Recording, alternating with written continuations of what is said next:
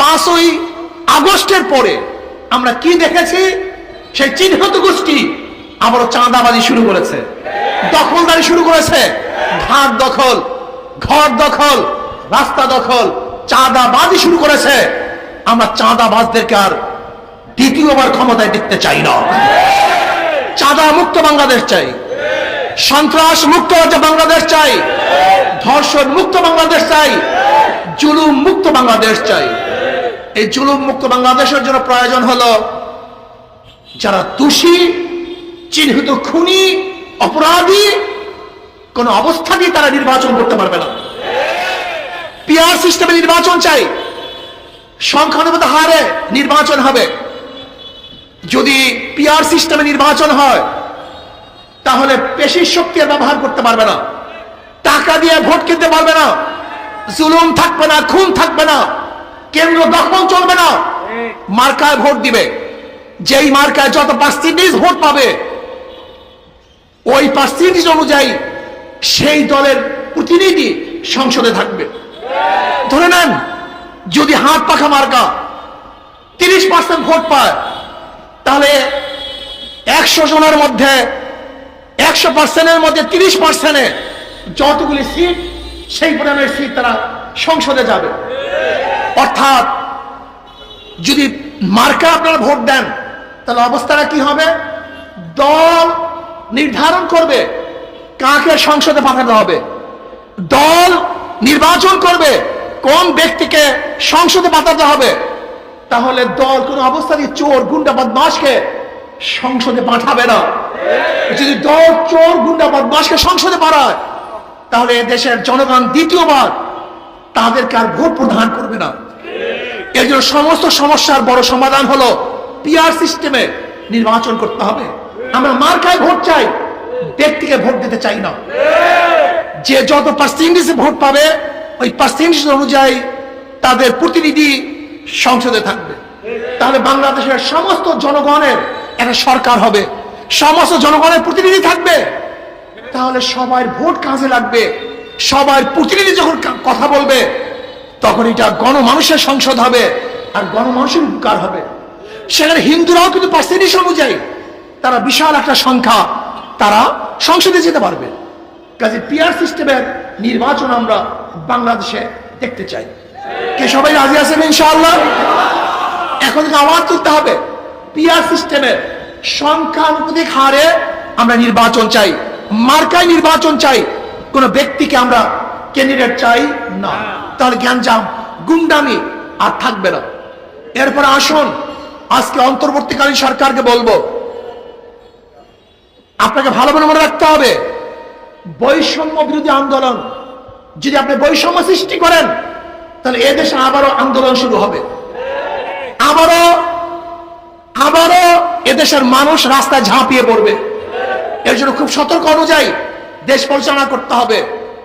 আওয়ামী লীগকে বলবো আপনারা যা করেছেন তারা প্রাপ্তি আপনারা পেয়েছেন, কিন্তু আমি সমস্ত খুনিদের বিচার চাই, সমস্ত জালেমদের বিচার চাই, অন্যায়কারীদের বিচার চাই, কিন্তু অপমান চাই না, জুলুম চাই না, অপমান চাই না।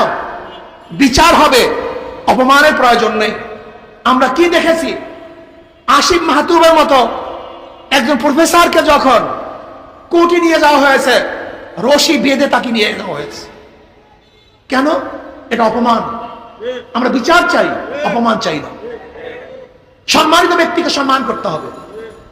যে ব্যক্তি নির্দোষ তাকে নির্দোষ ভাবেই চিহ্নিত করতে হবে। কোন অবস্থাতেই যেন নির্দোষ কোন ব্যক্তির উপর আক্রমণ না চলে, অত্যাচার না চলে। যদি আমরা সবাই গড়ে সবাইকে অত্যাচার করি, আক্রমণ করি, তাহলে আগের সরকারের মধ্যে আমাদের মধ্যে পার্থক্যটা কোথায়? আমরা বিচার চাই, জুলুম চাই না। আমরা বিচার চাই, কাউকে অপমান চাই না। এক জায়গায় থামতে হবে, এক জায়গায় থামতে হবে। যদি আমরা জুলুম করি, আবার একদিন তারাও জুলুম করবে। আমরা অত্যাচার করব, তারাও একদিন অত্যাচার করবে। আমরা অন্যায় করব, আবারও কেউ অন্যায় করবে। এক জায়গায় থামতে হবে। আমরা সবাই মিলেমিশে এই দেশটাকে গড়তে হবে, এই দেশটাকে সামনে অগ্রসর করতে হবে। এর জন্য আসুন, ইসলামের বাহিরে কোন মত, কোন আদর্শ মানুষকে শান্তি দিতে পারে না, মুক্তি দিতে পারে না। আজকে ইসলাম হুকুমাত যদি কায়েম হয়ে যায়, তাহলে সামাজিক ন্যায় বিচার প্রতিষ্ঠিত হবে, সাম্যতা প্রতিষ্ঠিত হবে, মানবিক মর্যাদা ইনশাআল্লাহ প্রতিষ্ঠিত হবে। যারা শহীদ হয়েছেন আল্লাহ পাক তাদেরকে জান্নাতুল ফেরদাউস দান করেন। এই যে দেখেছেন আমাদের হাজারো ভাই আহত হয়েছে, আল্লাহ পাক জলদি দিয়ে সুস্থ করে দেন। যারা এরকম আহত হয়েছেন, অনেক ভাইরা আহত হয়েছেন, নিহত হয়েছেন, আল্লাহ পাক সবাইকে সুস্থ হওয়ার এবং যারা কবরে চলে গেছেন তাদেরকে জান্নাতের ব্যবস্থা করে দেন। আগামী দেশ ইসলামের দেশ হবে, সব ঐক্যবদ্ধভাবে ইসলামের পক্ষে থাকবো। আল্লাহ আমাকে এবং আমাদের সবাইকে কবুল করে নেন। আল্লাহুম্মা আমিন। রব্বানা যালামনা আনফুসানা ওয়া ইন লাম তাগফির লানা ওয়া তারহামনা লানাকুনান্না মিনাল খাসিরিন। রব্বানা আতিনা ফিদ দুনিয়া হাসানাতাও ওয়া ফিল আখিরাতি হাসানাতাও ওয়া কিনা আযাবান নার। আল্লাহ যারা দুনিয়ার থেকে বিদায় হয়ে গেছে তাদের কবরের আযাবকে মাফ করে দেন। আল্লাহ যত মুমিন মুমিনাত মুসলিমাত কবর শুয়ে রয়েছে সবাই কবরের আযাবকে মাফ করে দেন। আল্লাহ যারা আহত আছে পরিপূর্ণ শেফায়ে কামিলা আজলা নসিব করেন। ইয়া আল্লাহ সাহাবায়ে কেরামদের নমুনায় সহিবে জাদ্দোজাহাদ করার তৌফিক দিয়ে দেন। রব্বির হামহুমা কামা রাব্বায়ানি সগীরা। ওয়া সাল্লাল্লাহু তাআলা আলা খায়রি খালকি মুহাম্মদ ওয়া আলিহি ওয়া আসহাবিহি ওয়া আজওয়াজিহি ওয়া আতবাইহি আজমাইন ওয়ারহামনা মাহুম বিরহমাতিকা ইয়া আরহামার রাহিমিন। আসসালামু আলাইকুম ওয়া রাহমাতুল্লাহি ওয়া বারাকাতুহু। ন্যায্য অধিকার প্রদান করতে হবে, আমার মা বোনকে ন্যায্য অধিকার প্রদান করতে হবে। যার যেখানে যে মর্যাদার প্রয়োজন সেই মর্যাদা তাদেরকে দিতে হবে। আজকে ছাত্রদেরকে পড়াশোনার ব্যবস্থা করতে হবে।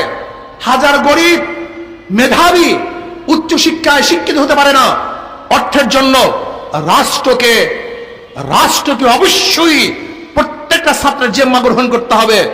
রাষ্ট্র একজন ছাত্রের পড়াশোনার ব্যবস্থা করবে, সমস্ত জিম্মাদারি থাকবে রাষ্ট্রের।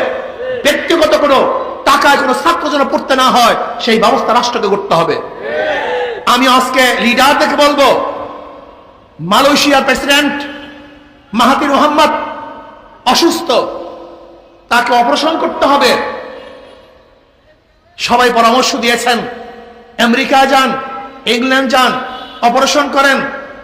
তিনি বলেছেন না, আমার দেশে হসপিটাল করো, আমি এখানে চিকিৎসা করব, অন্য জায়গায় আমি চিকিৎসা করব না। আজকে ওই দেশের লিডারদেরকে বলবো, তোমরা বাহিরে চিকিৎসা নাও, কিন্তু আমাদের দেশের হসপিটালের অবস্থা কি? 12টা বাজিয়ে দিয়েছো, এখানে কোনো চিকিৎসা বলতে কিচ্ছু নেই। প্রত্যেকটা লিডারকে বাংলাদেশে চিকিৎসা নিতে হবে, তাহলে ইনশাআল্লাহ আমাদের হসপিটালগুলো উন্নত হবে। আপনারা দেখেছেন এদেশের প্রত্যেকটা লিডারের সন্তান বাহিরে পড়াশোনা করে, সমস্ত সন্তান বাহিরে পড়াশোনা করে, অথচ আমাদের গরিব সন্তানরা এদেশে পড়াশোনা করে, তাদের জন্য উপযুক্ত সেই প্রতিষ্ঠানের ব্যবস্থা করা হয় নাই। কাজে আমরা চাই লিডারদের সন্তানরা এদেশে পড়াশোনা করবে, বাহিরে যাওয়ার সমস্যা নেই, কিন্তু আমাদের দেশের পরিবেশকে, শিক্ষালয়কে বিদেশি ইউনিভার্সিটির মানে গড়তে হবে। এরপর আজকে রাস্তার যানজট, চাঁদাবাজি,